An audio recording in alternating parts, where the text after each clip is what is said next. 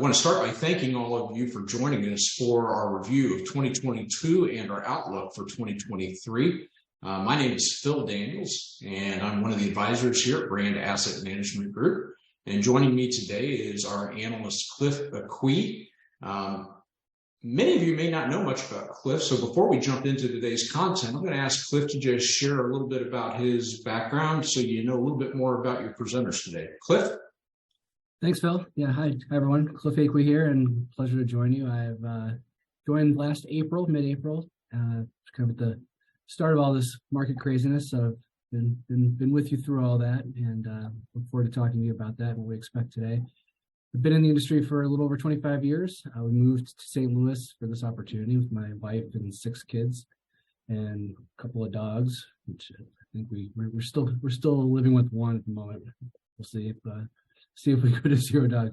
Yeah, I've worked in wealth management for really the last 15 years, and worked for a couple of more of the investment management firms before that. So lots of time in the industry, and looking forward to working with you all.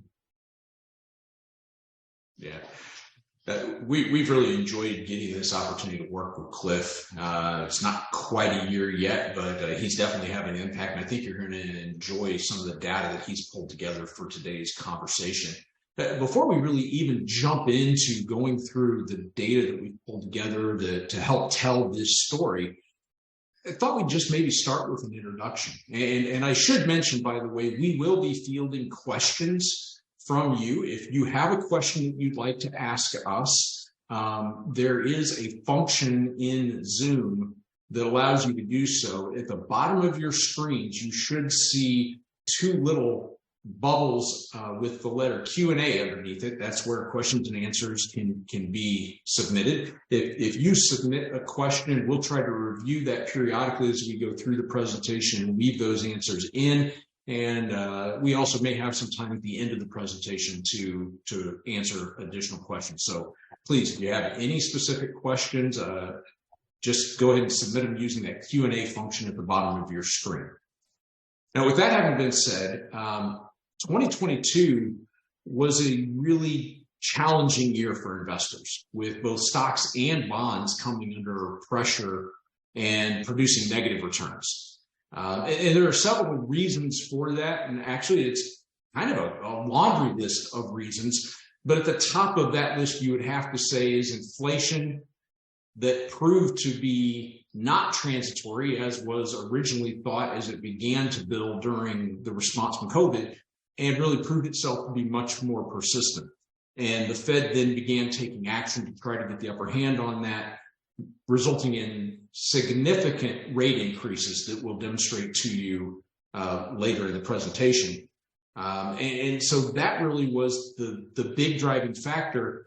And then that led into a concern about, hey, are we in a recession? And you may remember that in the first and second quarters of 2022, gross domestic product, or GDP, actually did come in at a slightly negative reading, which the rule of thumb has always been, well, hey, 2 consecutive negative quarters of GDP equals recession. But the explanation that we got for why we weren't in a recession at the beginning of 2022 was that a recession is technically defined by the National Bureau of Economic Research, or the NBER, and they determined that, no, we actually are not in a recession because they look at other economic factors. And despite the fact that GDP had a negative print in the first and second quarter, there were other economic indicators that still would point towards a fairly robust and healthy economy, notably employment and the very low level of unemployment that we were dealing with, which, if we get into this conversation today as we talk about the Fed, keep in mind that the Fed has a dual mandate. And that dual mandate is to control inflation and to have full employment. And at times, those 2 things can be at odds. And right now, one of the things the Fed is very focused on is how can we increase rates to slow the economy, and how much increase in unemployment are we comfortable with? And so we'll talk about that in more detail as we go through. But above and beyond that, there were also factors outside the United States that were impacting the global economy and the U.S. economy specifically. China, of course, in their zero COVID policy was a main story throughout 2022. Not quite a full year ago, Russia invaded Ukraine, and that certainly had an impact on energy prices and an overall geopolitical tension. Towards the end of the year, if we had taken our eye off of cryptocurrency and what was going on in that area, certainly our attention was brought back with the bankruptcy of FTX. And throughout 2022, we also saw strength in the US dollar, which is an interesting thing to think about in terms of what does that mean for 2023 and beyond. Is that strength in the US dollar going to continue, or are we going to see the dollar potentially weaken some? The other theme that really played itself out through 2022 was kind of the reality that our economy has been bifurcated to an extent. And when we came out, actually during COVID, you saw a lot of goods still being sold at, in fact, faster than normal levels for many different products, whereas services completely dried up. People weren't going out to dinner as much. People weren't going to the movies. They weren't going on vacations and traveling. And what we saw in 2022 was a reversal of that, where the higher spending on goods started to dissipate, and you saw a surge in spending on services. And so you really have the economy in two different phases as we go through 2022 and approach 2023. We'll talk more about that.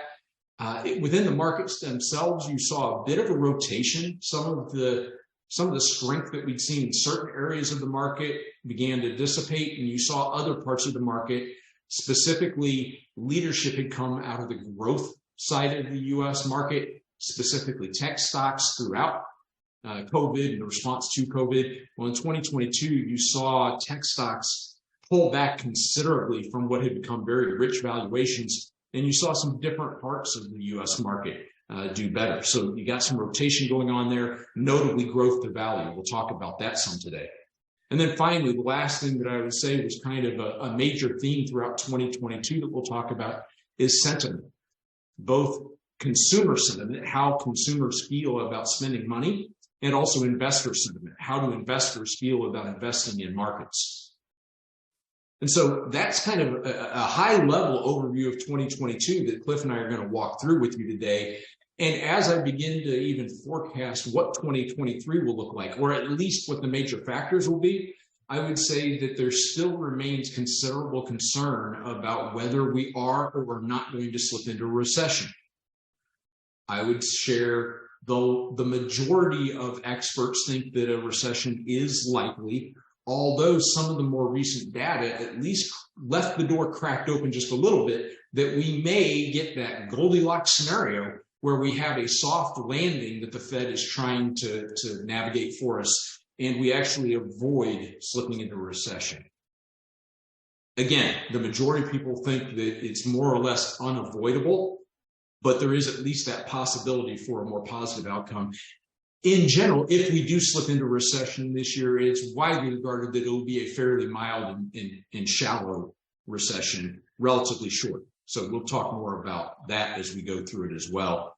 I would also point out that at least, I'm knocking on wood here, everyone, at least through the first 2 weeks, we've got a pretty decent return in markets. Now, that's an extraordinarily short period of time. But if you look at the historical data, when you have a strong start to a year following a negative return, that's generally a fairly positive indicator. And so I think you're going to have some volatility this year, and we may, in fact, have another leg down before we move higher. But this market performance that we've seen just over the last couple of weeks is a little bit encouraging.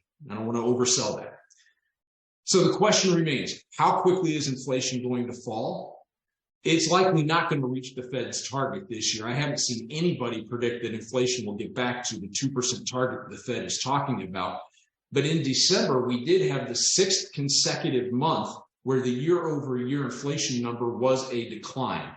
And that is part of what got people a little bit encouraged. And then following on that, the unemployment data that we got was still pretty encouraging, pointing to maybe the economy hasn't softened that much, even though inflation is coming down, which is what created this optimism that 2023 could potentially be a year where inflation comes down more materially and the economy doesn't seize up as much as people had feared as a result of these higher interest rates. So the question, when and where is the Fed going to pause? And we'll talk a lot about the Fed and their action as we move forward. But with that, why don't we go ahead and jump into it? Cliff, if you would, we always have to include disclosures. We're going to give you the best data that we have available. And certainly we believe all of this to be accurate. But again, the headline number here is, hey, we're going to talk a lot about forward-looking thoughts and ideas, but the future is unknowable. And so, this is just our standard disclosure for any kind of presentation like this. And so now let's just go ahead and jump into it. And by the way, I already see that one person has offered up a question. I appreciate that. And that question is, you discussed the impact of consumer and investor sentiment. How about business sentiment? It's a great point as we get into that part of the presentation where we talk about sentiment. Definitely, we'll talk about what corporate leadership has been doing. They're definitely preparing for a possible recession.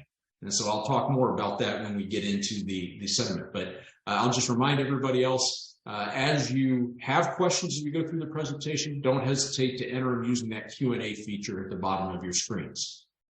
So 2022, I already mentioned that it was a challenging year. In fact, it was the 7th worst year for the S&P 500, going back to 1926 with a loss of 18.1%.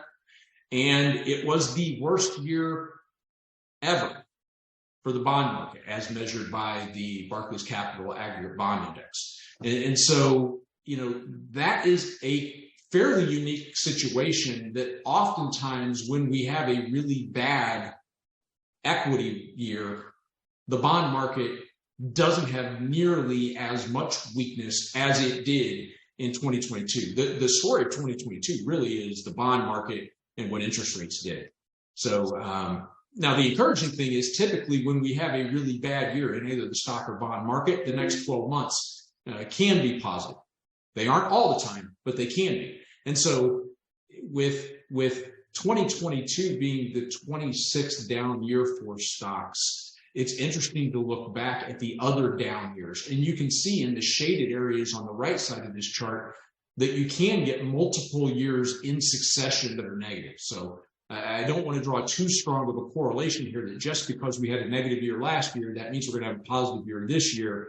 But the circumstances that led to consecutive negative years in either the Great Depression, World War II, the record inflation of the 70s, which is still significantly more severe than what we're currently dealing with. And then the tech bubble bursting and of course, the attacks on the World Trade Center on 9/11 in the early 2000s. Those were unique circumstances that did manifest in multiple down years back to back. And so if you look at the averages, the performance for U.S. stock and bond markets after a losing year, the average is a 13.2% positive return for the stock market after a losing year, and the median is actually a 21.2% return. Reason for a little bit of optimism in that respect. As we move on and we talk about bonds and just how bad 2022 was, it was absolutely unprecedented. And that stems from a couple of things. Number one, interest rates were at 0% before the Fed started this series of rate increases. And as we'll show you in a chart later, the Fed was incredibly aggressive by historical standards in how quickly they took interest rates up to try to get the upper hand on inflation. We'll kind of talk about why that is the case. But an important thing to understand is that if interest rates go from 0 to 4%, and then they go from 4% to 8%, which we do not think is likely, by the way, just for the record. But if they went up another 4% from here, the price pressure that bonds would feel would likely be less than what they felt going from 0 to 4, because there's less price sensitivity in bond prices when the interest rates move up from a higher level. But in addition to that, we're now getting a better yield off of our fixed income investments that would be a better ballast against the price weakness that bonds would inevitably feel. As a byproduct of that, our firm had shortened up the average maturities of our client bond holdings, anticipating that if the Fed was at 0% and at some point they went up, it was going to create a headwind for bonds. We are now beginning to really consider, are we getting to a point that the yield is adequate to compensate us for the risk in some, not long-term bonds, but in some longer maturity bonds than what we have been holding? And so that's something that we're looking at as we move forward. Just a little foreshadowing there. As we think about the impact on a 60-40 portfolio, 60% stocks, 40% bonds, here is a chart of what that looked like going all the way back to the mid-70s. And what you can see is for a balanced portfolio, and this chart, by the way, everyone, is a very simplistic way of looking at it. It is simply putting 60% of an investor's portfolio in the S&P 500 and 40% in the aggregate bond index. And it produces the results that you see here, which are generally, very rarely is there a negative year. And when there is a negative year, it's typically not too severe. But for 2008 and 2022, and in 2008, that was attributable to the magnitude of the equity market weakness and a little bit of weakness on the bond side. But in 2022, it was really, there was no real safe haven in 2022 when you look at stocks and bonds. Now, I made the point that this was a fairly simplistic slide because it's looking at a 2 asset class portfolio. And of course, we recommend a broader level of diversification that would have many more asset classes and would mute some of the downside risk even more so through that broader diversification. So we're getting a question about the 60-40 portfolio. Cliff, if you can go back to that slide for just a minute, I want to try to address this question. We're being asked, where is this? Here we go. A topic for discussion is what's our view? What is Brand Asset Management's view about the diverging views from Goldman Sachs and BlackRock about the continuing efficacy of the traditional 60-40 portfolio allocation? And if you haven't seen it, let me just briefly bring you up to date. There was an article in the Wall Street Journal about Goldman Sachs and BlackRock being at war over the validity of a 60-40 structure. And what they're basically arguing is BlackRock is saying, hey, it's overly simplistic, it doesn't work anymore. And Goldman Sachs is saying, wait a minute, don't throw the baby out with the bathwater. There's still a solid foundation to a diversified 60-40 type of portfolio structure. And I'm not sure I think there's a little sensationalism in the article. I don't think Goldman Sachs and BlackRock are as far apart as the article makes it sound. I think the argument Goldman Sachs makes is valid. I think for the average investor, having a diversified portfolio still makes sense. I think bonds still do a good job of providing some ballast against the risk of the equity markets. But the argument BlackRock's making is a good one, and that is for the last 40 years, roughly, we've generally been in a declining interest rate environment, and that's probably not what we're going to see going forward. However, I think it might be a bridge too far to assume that the interest rate increases that we saw in 2022 are going to replicate themselves going forward in a way that would cause bonds to be less valuable than maybe they were at different points in history. And I'll just point to the beginning of the chart that Cliff put together here. You know, in the late 70s, I think we were dealing with some pretty high interest rates and some inflationary pressures and some actions on the part of the Fed to break that. And we still had a decent return from a 60-40 portfolio even in that season. And so I do agree with BlackRock, however, and I think the position that Brand Asset Management Group is taking is that there are some additional asset classes that can help mitigate the risk of a traditional 60-40 portfolio. And we're constantly doing research. Cliff has been a great addition to our team to help drive the initiative around the research into private investments and how they can fit into a portfolio to reduce volatility and maybe even provide some additional returns in certain areas. And I think that's a thing that you're going to continue to hear from our firm as we try to improve on that historical 60-40 portfolio structure. So I hope that's an adequate answer to that very good question. Moving on, Cliff, you want to take a couple of these next slides? Yeah, sure thing. And I would add to your comments there about that 60-40 debate. I sat in on a call with the CIO of fixed income at BlackRock, and really what he was saying that was kind of taken out of context is rather than reach for return and riskier assets, he said, we haven't seen a period like this since 2008 where you can actually get a return from core fixed income. So he's a conservative investor. He's looking to make 6%. He said, I can make 6% by not stretching too far. So he wasn't saying 60-40 was dead by any sense of it, but it was a fixed income manager saying, I like core fixed income. So that was essentially what that was. To Phil's point of there being nowhere to hide, in 2008, we saw this same thing with 94% of asset classes being negative. That was this year as well. The difference I'd say in 2008 was you actually did have a refuge in fixed income. Again, rates were higher then. So as people fled to safety, the prices, the yields went down, the prices went up. So people did have some ballast from bonds, albeit it wasn't enough to outweigh, obviously, the very negative returns. This year was very different. The only things that really outperformed were things that were involved with energy, so be it MLPs or commodities, managed futures, or which really momentum type of following strategies, and then equity market neutral, which produced some pretty minimal returns, but those would have been, I guess, preferable to what we saw in all the public markets. But again, nowhere to hide. This is Morningstar asset classes. 105 out of the 112 were negative in 2022.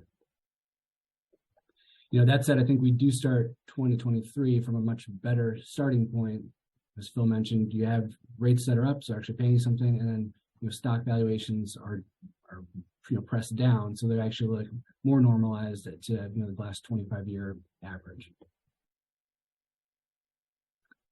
So we did see value finally turn around and outperform growth. Growth had been a big driver for, I don't even know the number of years, a good number of years. But value before that had outperformed.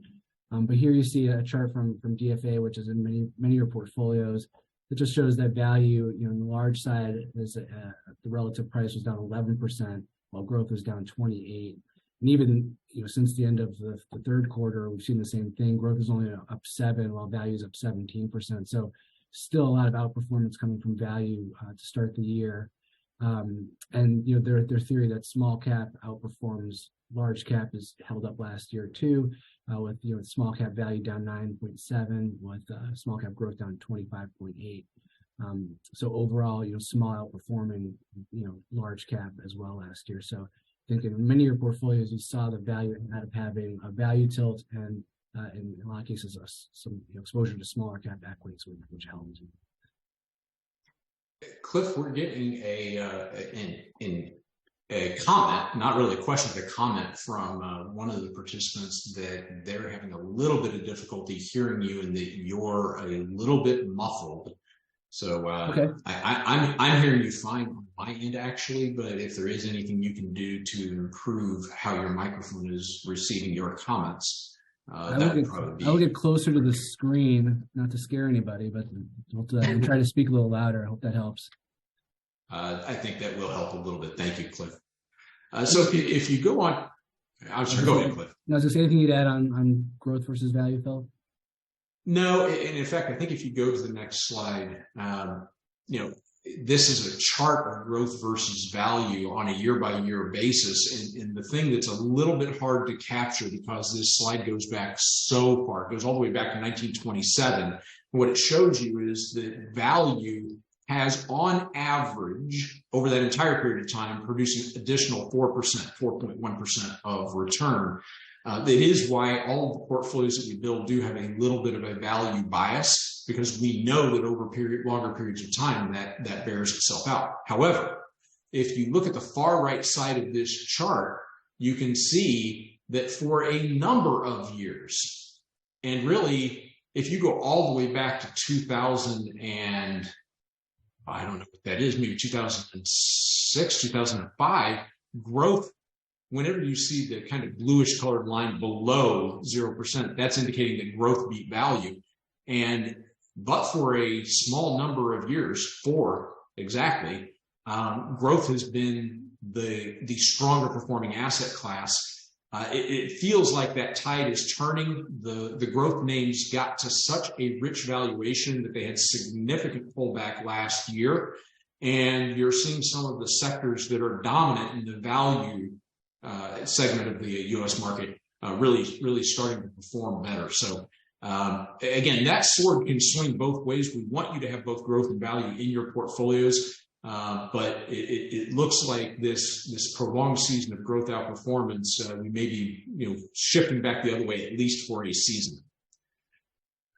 Yeah, and I think the next slide we're kind of trying to say the same thing about U.S. versus international, right? And a lot of people say, well, I could just get the U.S. returns. Why do I even want to dampen them with international returns? Well, there's been times when internationals outperform just as growth versus value. So our point here being that you really want to have exposure to both. And, when these time periods change, they can be pretty significant. 64% over 7 years back before 2008, really significant now, obviously with the U.S., 212% over the last 15 years. At some point that has to change, or is likely to change. Timing it is not easy. So you just want to always be kind of ready and disciplined and diversified with both. Yeah, that's a good point. And in fact, in 2022, the international markets did outperform the U.S. markets. The S&P 500 was down 18%, like we talked about earlier. International developed markets, big companies, were only down 14.5%. So you had about 3.5% of outperformance in large companies outside the U.S. versus inside the U.S. And the same thing held true for the small companies, where the Russell 2000, which is a U.S. small cap index, was down 20%, and the international small cap was down about 13.5%. And so whether that's the beginning of a multi-year trend or not, only time will tell. But certainly the valuations, and one of the discussions that we have with clients with some degree of regularity is that, well, wait a minute, isn't the U.S. economy growing quicker? Didn't the U.S. economy emerge from COVID more dramatically than did some of the European countries, for example, or some of the Asian countries? Well, yes, that's all true. But the other component that you have to take into consideration is the valuation of those, and the valuations of companies in developed markets outside the U.S. have been much, much more attractive than inside the U.S. for a while now. And I think that's finally starting to kind of take hold, and investors are starting to say, wait a minute, I'm paying so much for $1 of earnings inside the U.S., even though those economies outside the U.S. are growing more slowly, maybe I should consider allocating some capital to those. So you're seeing more money being devoted to those, and it's starting to bring those valuations up a little bit. And we didn't talk about these numbers, Phil, but I had to run some numbers through the end of last week for a client who has a fiscal year end of September 30th. So obviously markets turned around in October and November. The MSCI EFA, which is most widely used index internationally, is up 25.6% since that time versus the S&P was up 12%. Yeah, so it's significant. And the EM is up over 18% since that time too. So really outsized returns versus the U.S. just recently. Yeah, and when Cliff refers to EM, that's our shorthand for talking about emerging markets. That would be those less developed economies that are still very much in their developmental stage. Cliff, I realize it is 3:31, and as much fun as I'm having, we still have a lot of words that we plan on sharing with folks. So we're going to try to keep moving at a decent clip here. This is just the image I alluded to in my introductory comments that the U.S. dollar had been very, very strong. And you can see on the left chart here that the U.S. dollar index did have a fairly precipitous pullback towards the end of the year, which I would argue, Cliff, contributed to some of that international performance that you were alluding to, given that those indexes and our investments are in dollar-denominated assets. When the U.S. dollar is strengthening, it does create a bit of a challenge for those international investments. But if you get a period where the dollar pulls back, then you're in a scenario where it could augment those international returns. And you see that then you see the U.S. trade balance, the current account as a percent of GDP reflected in the top chart on the right side of that, and you see the developed markets interest rate differential on the bottom part. Those are things that impact the dollar. And if those trends continue, you can see the dollar potentially weaken further. It had made a pretty good run here, and I wouldn't be surprised to see it come back down just a little bit more from where we are right now. So this whole debate about a recession is an interesting one. Cliff, you want to cover some of the variables that the NBER looks at to make that official determination? Yeah, sure. So Todd and I did a luncheon presentation for those of you who could have joined us back in June about this topic of are we in a recession? And our basic answer was no, even though we'd had 2 negative GDP quarters. And the main reason is because this is actually what the NBER looks at. It's looking at employment, spending, sales on both the wholesale and retail side, industrial production, and your real personal income. So they're saying, are any of these showing flashing signs of red? And when they are, that's when we'll say recession. So you can see here, back in March, April of 2020, when the last recession was, that was when we had a recession announced. Now you can see today we're not really near those levels, except some oranges type of things. There were a couple red back when we were talking about it in June, and so yeah, there was the potential that there could be some issues, but again, today we're not seeing it just yet. There's a lot of strength still in the markets, even those pockets of weakness. There's no recession like flashing red today. I will say we do look at this is from ClearBridge Investments, which I think they have an interesting recession indicator panel here. We're looking at things, and there is a lot of red X's on here now versus when we looked at it in June. I will say that this is definitely effect of the Fed tightening. Where there is strength, wage growth is a red X here. That's because real wage growth is negative, but wage growth is still relatively strong. Jobless claims low. That's why it's green. Job sentiment yellow, because people feel pretty confident about the job market. So we're overall signal here says red X, but I don't think we're there yet. So previous recessions, which I don't show here, you really have almost all of these red before a recession happens. So we still have some pockets of strength. Right. And I guess I would just add to that comment, Cliff, that clearly the interest rate increases that the Fed has engaged in and the impact that's had on interest rates across different debt instruments and the cost of capital for businesses, it is having an impact. And Cliff and I are not trying to say that everything's great, the economy's firing on all cylinders. That is not the reality.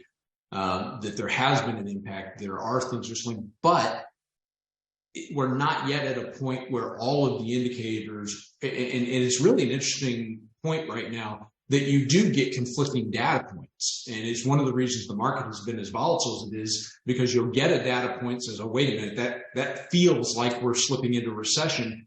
And then a week or two later, you get a different data point. It's like, well, now, wait a minute, that actually seems like the economy is still pretty robust. And trying to understand how these conflicting indicators should be interpreted is a real challenge for investors to think about in this environment.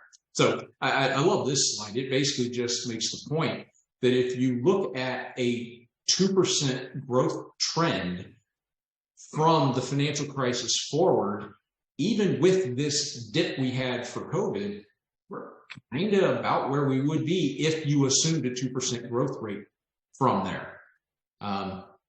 It's just interesting. Now, that's 2% of real GDP. That's net of the inflation adjustment. How much is the economy really, really growing net of the inflation factor, which obviously is more significant today?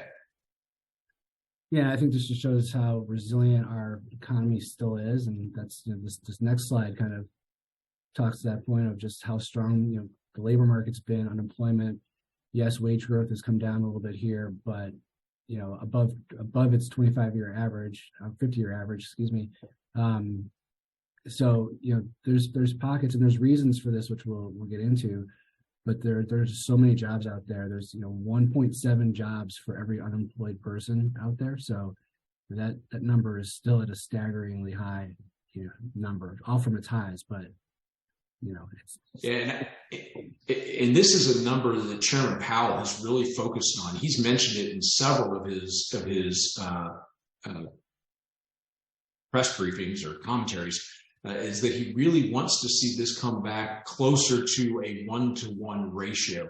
And the thing that's important to keep in mind is it's even worse than what this data shows, because if you're trying to hire somebody, if you get to a 1-to-1 ratio, they don't always fit.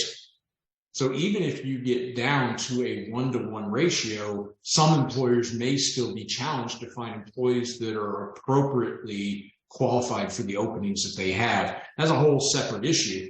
But basically what we're dealing with right now is that as long as there are so many openings that are unlikely to be able to be filled, that's going to continue to be a source for wage pressure, which continues to be a more persistent factor in the overall inflation picture. So this is something that the Fed's going to continue to watch.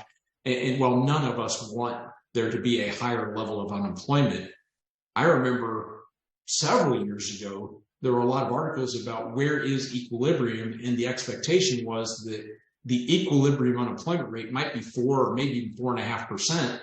Well, now we got down to 3.5%, and people are acting as if that's the new equilibrium.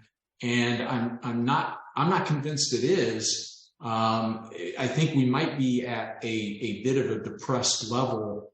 And again, I don't want people who want to work to be unable to find jobs, but the U.S. economy doesn't go to 0%. It does not get there.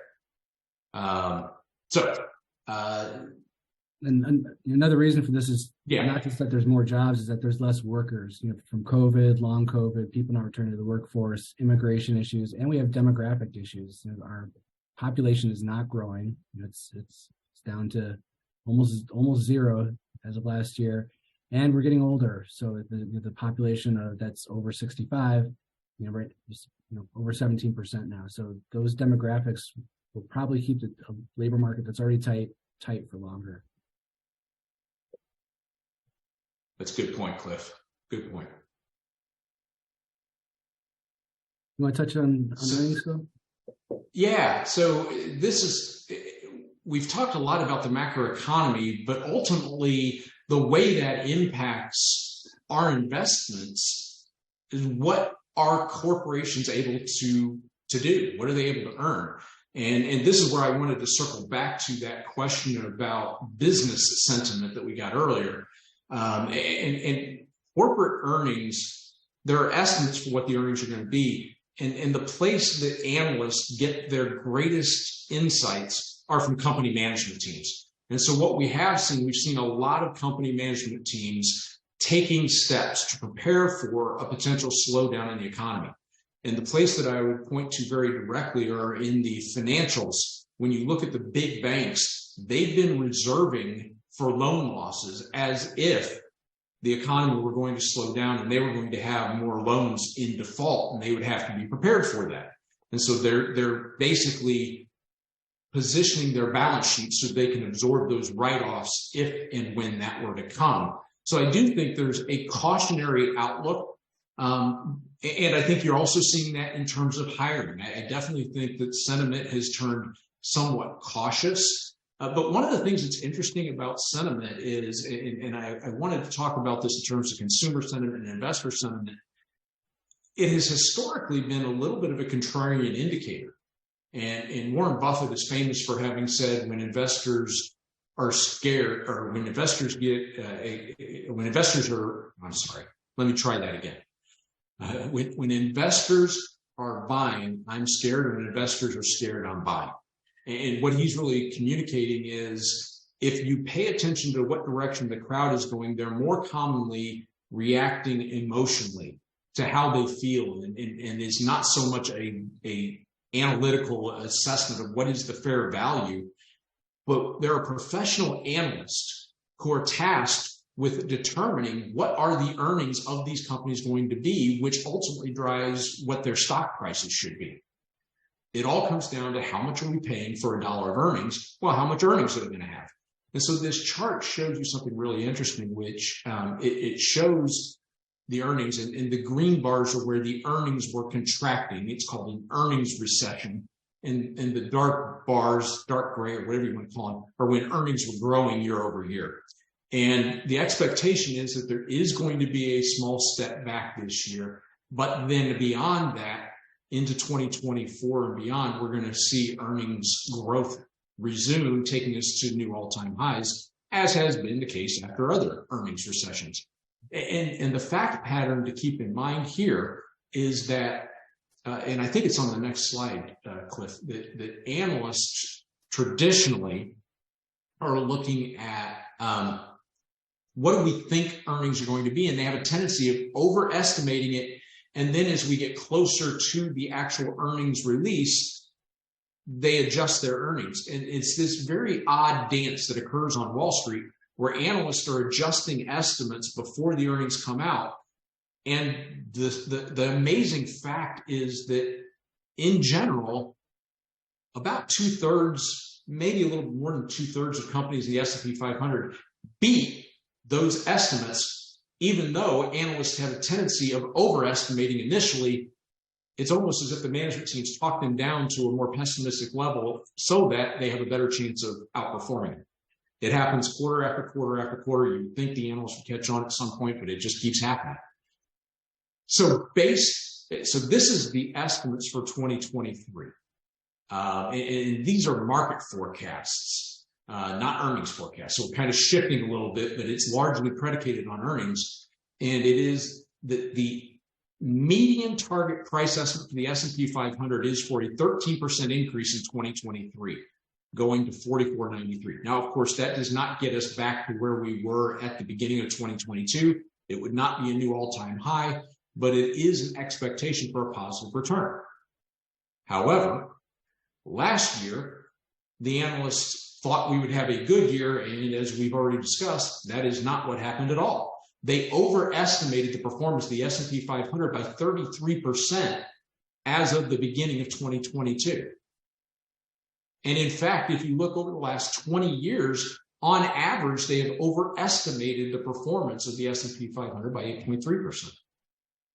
Now, there are 2 years that really skew that data. And so Cliff took a look at it, stripping out 02 and 08, and their average overestimation was only 0.8%. So they actually do a pretty good job over a long period of time.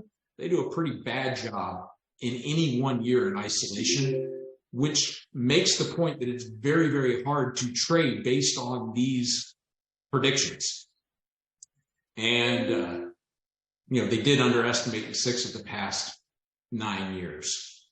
We have a really good question I'm going to hold just for a little bit. So I just want to let the person who submitted it know I see your question, and I think there's going to be some data that begins to tell the rest of the story, after which then I'll directly answer the question you submitted. I'm using that as a reminder. Any of you who have additional questions you'd like to ask, please use that Q&A feature at the bottom of your screens to ask those questions. All right, Cliff, let's take a look at that next slide where we talk a little bit about housing. Housing is a major component of the U.S. economy, particularly household creation is a very stimulative component. Household creation does not necessarily mean buying a house. It is a new home being created, but home buyers contribute more to the growth of the U.S. economy than do renters. And so in 2020, purchase prices were about $400,000. In 2022, there was a significant increase over that 2-year period of time to $560,000. That's a 40% increase. Clearly, that in and of itself made home ownership more expensive.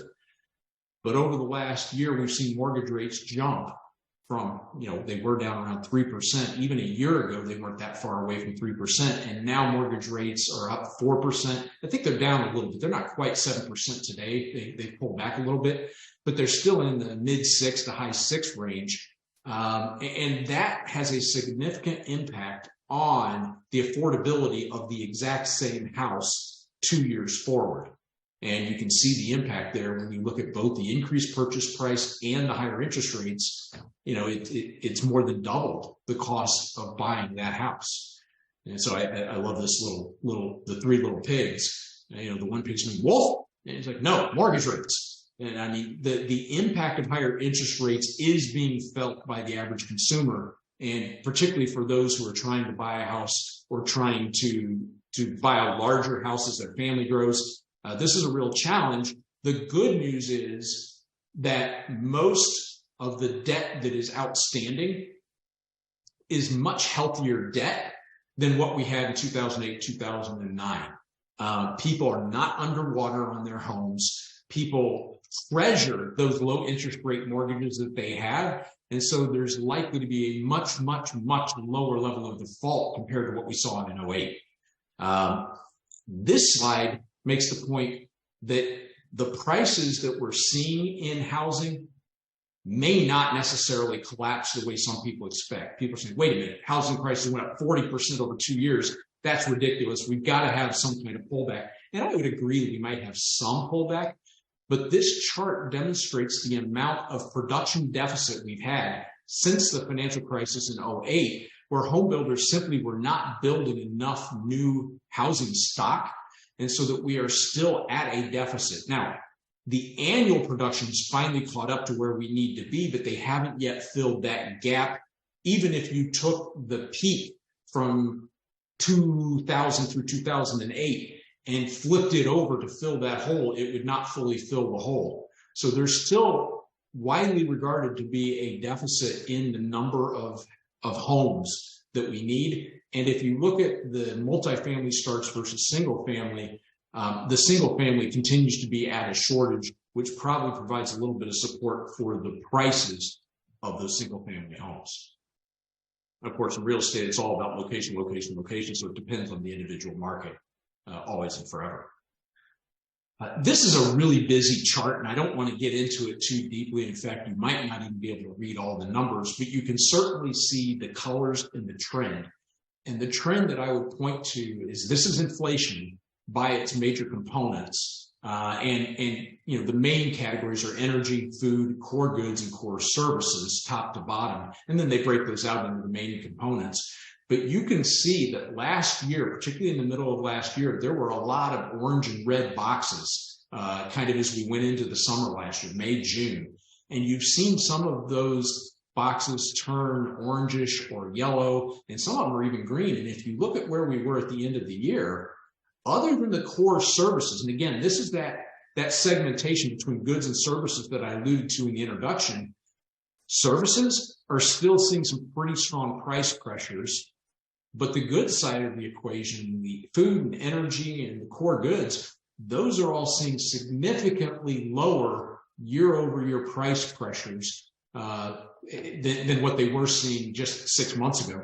Again, largely as a byproduct of these interest rate increases that the Fed has had. And I think the big challenge for the Fed is going to be to really be able to internalize and understand the impact of the action they've already taken before it is fully reflected in the level of economic activity. And that is no easy task. I do not envy them. Cliff, you want to talk about some of these drivers and the expectations? Yeah, I don't know. We need to spend a lot of time on the next two slides because we've talked a lot about inflation, but we'll say, again, these stickier pieces down at the bottom of shelter, and then some of those, the light blue is more services, and even others is sort of medical stuff. That's shrunk a little bit, but those bottom two are still higher, as you can see, like over this period. And we don't expect shelter to stop anytime soon. It's very much a lagging component of CPI, so that has some legs behind it for a while to go. So to Phil's point earlier, I don't see how the Fed gets back to 2.5% inflation with these stickier components being as high as they are. But we'll have to see how that plays out over the next 6 months for sure. And expectations obviously are still pretty low for future longer term out inflation expectations over the next 5 years. So still below 3%, where it has been for since the crisis. So no big changes there. And this was just to show that inflation isn't just local. This is a global phenomenon that everyone's dealing with. The strong dollar did not help, so we export a lot of inflation. A lot of trade is valued in U.S. dollars, so the numbers we were feeling were even worse other places. And a lot of people might be surprised to see, Germany at 11.3% inflation, and Italy, well, maybe not Italy, 12.6, but a lot of these other, we think of stronger economies having some issues. China's its own animal, having lockdown and not really doing a whole lot, not experiencing inflation. As they open up, that could be an issue for global inflation if there's a lot of pent up demand in China. We'll see how that plays out. But just really wanted to show that this was not a local phenomenon; it's a global one. Right. This is just a staggering picture to me. We all know that the Fed was aggressive in raising rates, but this looks at this Fed tightening cycle compared to those over the last 30 years and the speed with which they increased rates. I mean, holy cow, what is it? The 2004 through 2006 tightening cycle, which took rates up almost the same magnitude, did it over 3 times as much time. I mean, it is staggering. And the Fed is not done. By their own admission, they still have some further increases that they plan on implementing. We're going to look at their dot plot in just a moment. But it has been truly unprecedented how fast and how far the Fed has moved rates, and the impact that had on the markets last year was obviously dramatic. As we look at that dot plot, the gray bar kind of shows you what the Fed funds rate has done since 2000, and you can see when they were tightening versus loosening, and they've been moving the interest rates around pretty dramatically, and certainly spent a period of time at that 0% level, but they emphatically moved rates up this year, and what you see here, just to make sure this chart is clear to everybody, we're really focusing on the right side of the chart. So we got all the history with the gray bar, but then we say, okay, what does the Fed expect versus what does the market expect? But I want to focus on the table in the middle of the slide to start with. This is the Federal Open Market Committee's forecast for key economic metrics as of December of 2022. And they were saying, hey, look, we think the real GDP, fourth quarter to fourth quarter in 2022 is 0.5. We think it's going to be 0.5 again in 2023. Notably, that's a positive 0.5.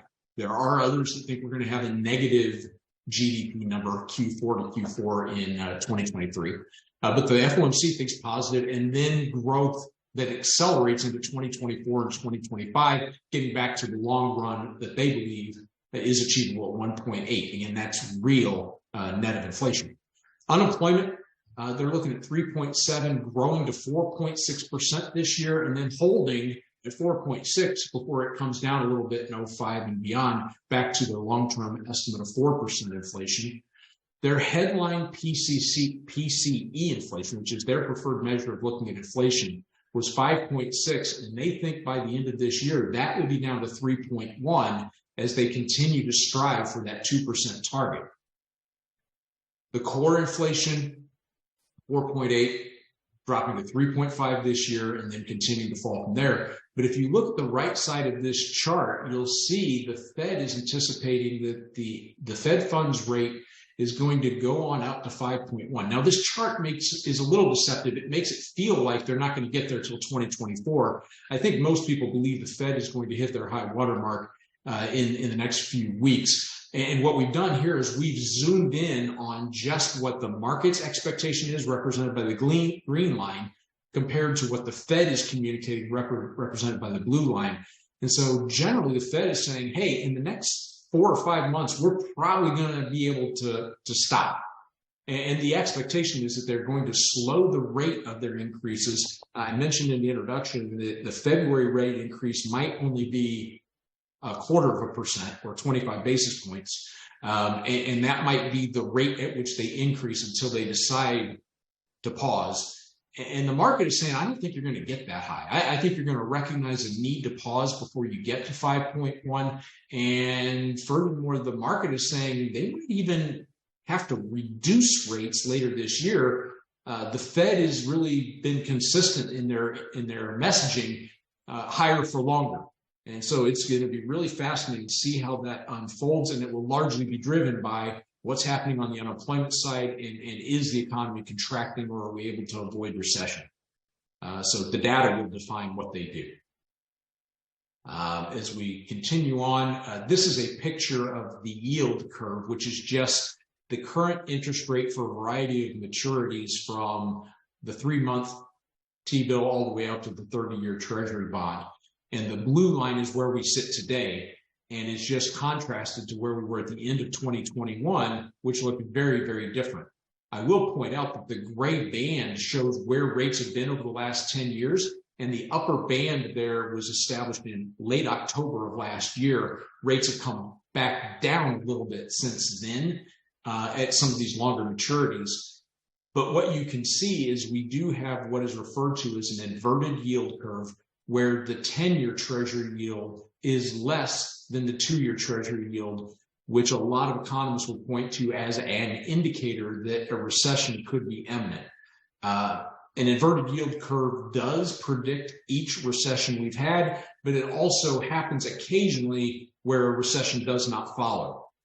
It is typically a pretty good indicator that the economy is going to be slowing. That's why you have a lower yield for some of those longer maturities, because the market is basically saying these higher elevated short-term rates are not going to persist. They're going to come back down as the economy slows. And that's kind of what we're looking at right now. Now, the thing that I wanted to share on this slide was that there are other indicators that can be looked at in the bond market to determine whether a recession is imminent or not. And we would argue that you should not look exclusively at the yield curve, an inversion in the yield curve as a singular data point, but look at some of these other factors. And the one that is still indicating that a recession may not be imminent is the credit spreads. That is to say, how much of a premium are we getting paid for lower credit quality bonds than higher credit quality bonds? And right now, that's still pretty tight by historical standards. Typically, in advance of a recession, we see that spread get much wider, where these higher risk bonds have to pay you a higher premium over their higher credit quality counterparts in order to entice investors to invest in them, anticipating that a slowdown in the economy would be most damaging to those higher credit risk bonds or junk bonds or high yield bonds, whatever you want to call them. And so that's still, again, one of those points where the data you're looking at is a little bit conflicted. We're rounding the bend here. There are a couple of other things. Cliff pulled together this slide, which I really love. I think it originally came from Baird, but it speaks to why is the Fed seemingly so committed to higher interest rates longer than maybe the market thinks. It is because back in the 70s, when we were fighting inflation, the Fed did not do a very good job. They gave up the battle before inflation was really defeated, and they had to go through another cycle of interest rate increases. So we think the Fed is doing two things here. One, they're learning from past mistakes, and they want to make sure before they stop raising rates and before they ever think about decreasing rates, that in fact inflation has been brought under control. They don't want to make the same mistakes that were made in the 70s. Additionally, I think there's a little bit of a posturing going on by the FOMC. They're trying to demonstrate tangibly to the market we're serious about inflation, because if they don't, fears of runaway inflation can be just as problematic as the reality of higher than expected inflation.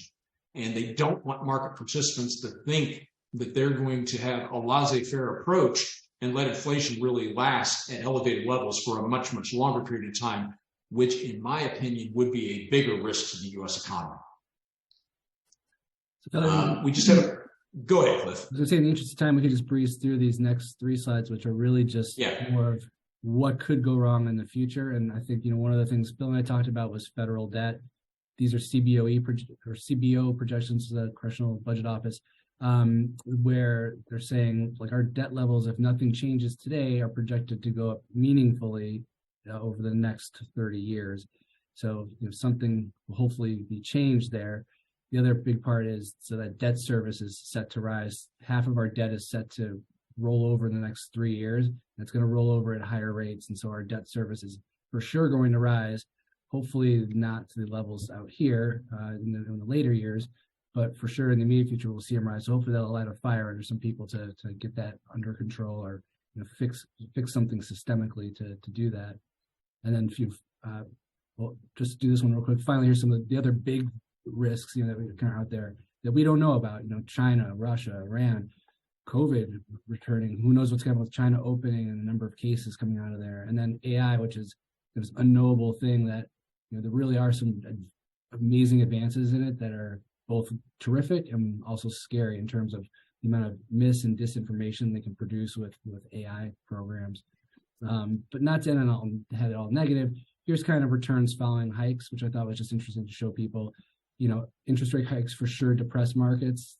People are trying to figure out what's going on. After all that clears, historically anyway, stocks have returned almost 20%, bonds 12%. We're not saying those are going to be our returns from here, especially not with bonds. It's still lower rates, but just some good news that historically markets do tend to turn the other way from after rate hikes. Yeah, Cliff, thanks for going through that. Do me a favor, go back to that debt slide for a moment. Yeah. And I just want to really emphasize a couple of points here. The one before that, this is a slide that could be very scary if not looked at in the right context. And I think it is appropriate for every American citizen to be concerned about this data. As Cliff mentioned, this comes from the Congressional Budget Office, and the Congressional Budget Office makes, I believe, some simplifying and naive assumptions when they put together data like this. And so take it with a grain of salt. They assume the status quo. And whatever your thoughts are about our political leadership, and certainly there's enough blame to go around on both sides of the aisle, I think, for the situation that we're in and how we'll proceed. I doubt highly that we collectively will bury our head in the sand and just let this picture unfold as plotted here. And one of the things that I would comment on is there have been seasons where the overall level of debt that the United States has contracted. There have been seasons where the rate of increase relative to GDP has been less. And so it's not even that the debt has to shrink or that the borrowing cost has to shrink. We have to allow the economy to grow enough to absorb the debt burden we have. But you do reach a point at some future year, 15, 20, 25 years from now, that if action is not taken, the horse will be out of the barn and it'll be a little too late to close the barn door. I do believe that there will be some action taken that will flatten these lines. And if you go to the next page, I have to vent. This is my soapbox, forgive me, but I can't see this picture and not absolutely lose my mind. If you ever want to write a letter to your congressman, this would be a good reason to do so. Why in the world, when interest rates were at 0%, did we not refinance our debt so that half of the U.S. debt was not maturing in the next 3 years?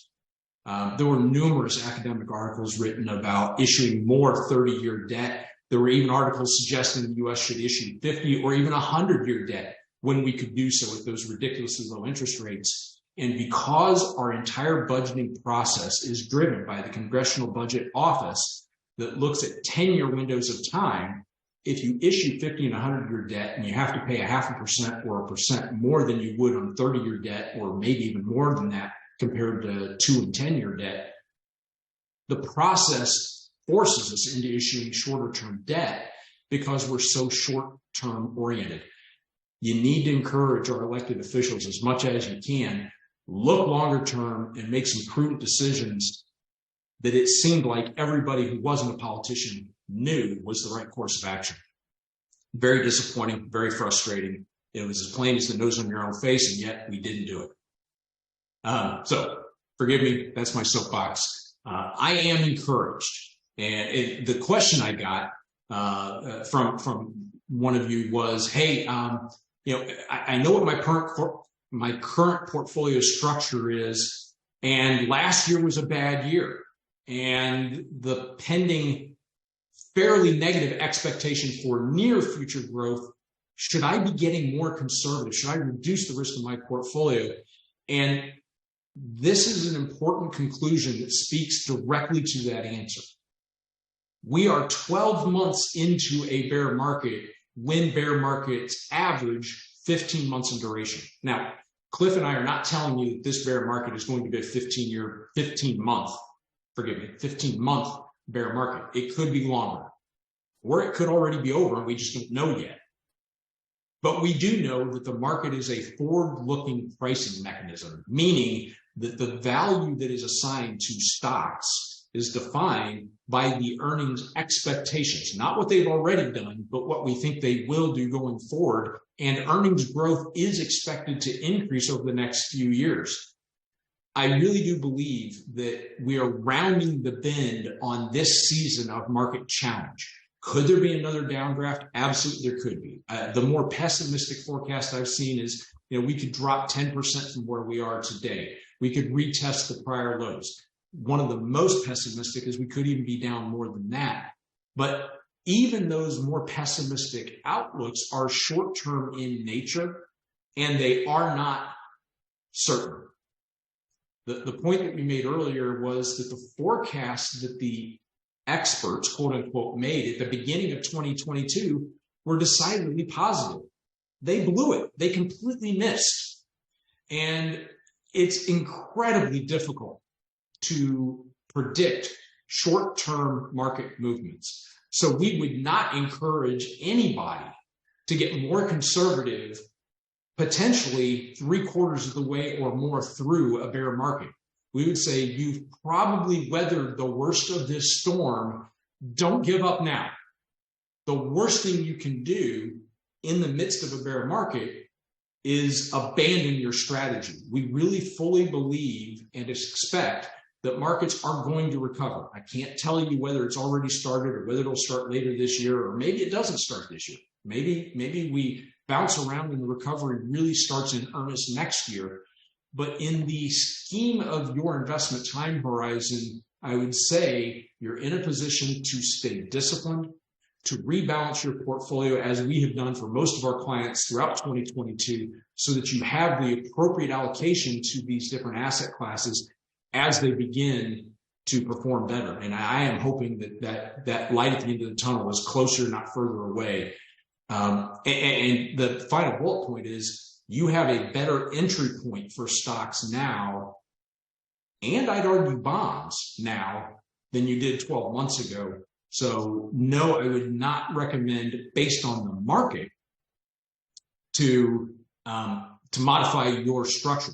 Having said that, I would encourage you, and that question was actually submitted anonymously, I would encourage you in your next meeting with one of our advisors, please do ask that question about your specific situation, because there are a lot of other factors that influence the correct structure for a client's portfolio.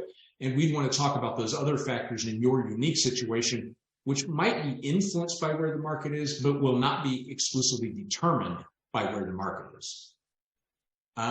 We did have another question come in, Cliff. I know that we're past 4 o'clock, but I want to respect this question. How serious is the risk of the Freedom Caucus harming our economy? And I think there is there's a lot of uncertainty in the political arena right now, and I can't tell you how it's going to get resolved. This new Congress just got seated. I think the general expectations are you're not going to see a tremendous amount of movement one way or the other with the divided government that we currently have. However, we're just 8, 9, 10 months away from really having the next presidential election cycle heat up. And I think the election in 2024 is going to be significant. I don't think there's a serious risk of the Freedom Caucus seriously impacting our economy at this point. I think you need to get to the other side of the next election in 2024 and see what impact that's going to have on spending and on tax policy and on some of these other issues. I think the issue is, regardless of Freedom Caucus or conservative or liberal or Democrat or Republican, we need to get back to our government better serving the American people through cooperation and finding common ground and getting an agenda that can be advanced that isn't unilateral by either party. And so I really do think that we would be well served. Back to that debt slide that we talked about. If it's still a I win, you lose kind of mentality in Washington, that slide has a higher risk of becoming a bigger issue. And that's where I think our economy has the greatest risk longer term. I'm not worried shorter term. I think our economy is going to emerge from the near term recession. The economy is going to grow. There's enough innovation and enough motivation in corporate America that we're going to see some good things. But I am concerned about the growing cost of Social Security and Medicare, which Cliff and I talked about this before the meeting. We may well do a separate webinar on just those slides about where is the government debt, where is it going, and what are the likely ways to stem the tide, and really to dig deeper into the federal budget. Because I think the federal budget and its growth, not just in the interest burden that our country is going to pay on a going forward basis, because interest costs are higher now than what they were, unless, of course, they go back, which is another possibility. We could see rates go back down. And if they do, write your congressman and ask them to refinance our debt while they can. And so, I think that's another topic that we will get into in a lot more depth, maybe later this year.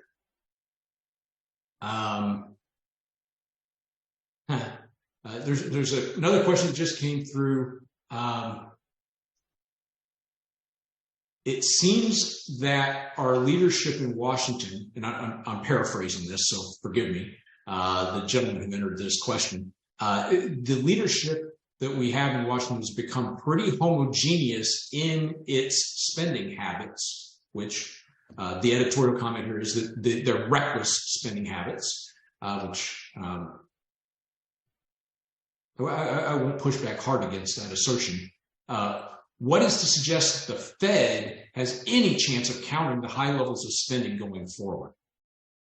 That's a great question. The Fed can control monetary policy, and our elected officials get to control fiscal policy, and the two go hand in hand. And when they complement each other, it can be incredibly helpful to the U.S. economy and to U.S. citizens. And when they're at odds, it can make the Fed's job more difficult, no doubt.